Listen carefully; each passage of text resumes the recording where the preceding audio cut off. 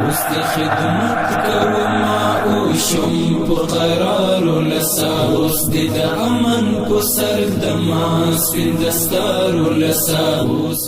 نو خو داسې اکبربند خواته ځو البته به تاسو د اکبربند چې کوم راته چک پوینټونه او یا کیمرې او یا تراشي کوم شته فعاله کړی دي ان شاء الله تاسو په نظارت وکړو شم په قرار لسا اوس د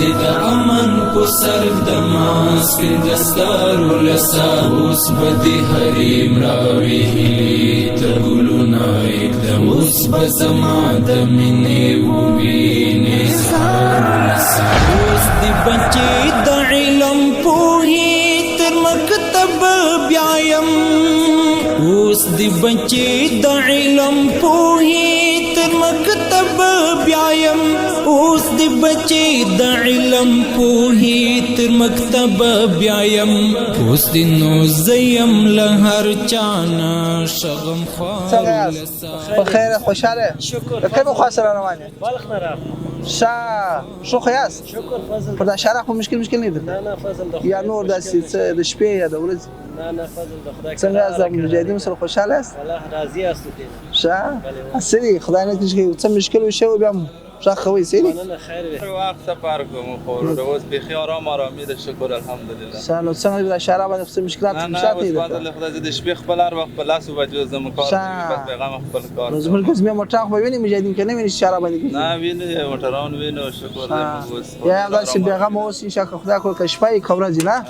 موږ امنیت یو داسې تشکیل مش خپل لرو چې هغه د شپې او د ورځې مش هیڅ فرق نه راکوي نه دی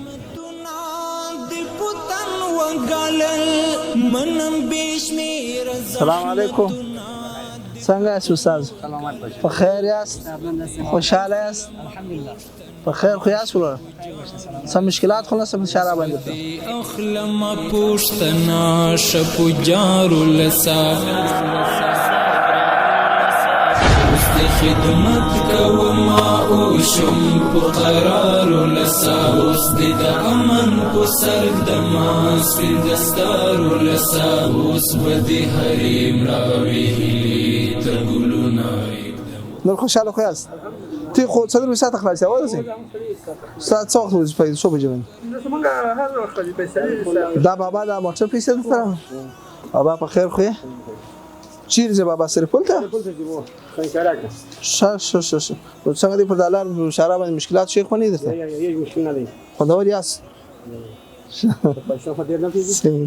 سید خدای دی وانه د ټول نړۍ ستر اجدها می کړو مهار لسا ساعت ورته دی څلور ساعت خلاص څه مشکلات خو نه بالکل مطمئن است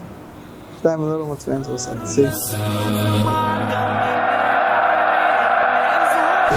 خدمت کوما او شم په قرار لسا اوس د امن بخیر قراریه بخیر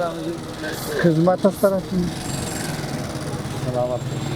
ګلونه اقدم اوس به زما د مینې ووینې سهار لسا ومن عطوان خپل غم من این 15 روز میشه این مسیر راه میایم کدام مشکلی چی ایراد هیچ چیز ما نمیبینیم ولی در نگاه امنیت مزار شریف دیگه از اینکه امنیت دیگه بهتر ما دیگه چی بخوایم اینمی امنیت است برای ما نو دلته موږ هر وخت وسم د ولس په خدمت کې یو چې هر خدمت یو څلور ساعت موږ غزمې ستا د ورځې ستا د شپې هم ستا نو ولس بالکل په اطمینان سره بیغمه خپل سفر کوي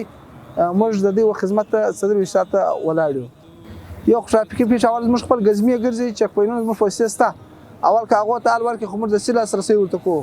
که هغه نه وي بیا یو سلونو شمارې ته چې زنګ وي هغه موږ د است معلومات راکړي او موږ پرسونل په اساس کې باندې ځان ورسوي او بل کچیر بعض خلکو غواړي موږ د کابل دروازه ده د بلخ دروازه ده موږ فوسې دي دا غوسه لمبرونه واخی پر هر ټیم باندې چار مشکل ان شاء الله موږ ځان لاسرسي ورته کوو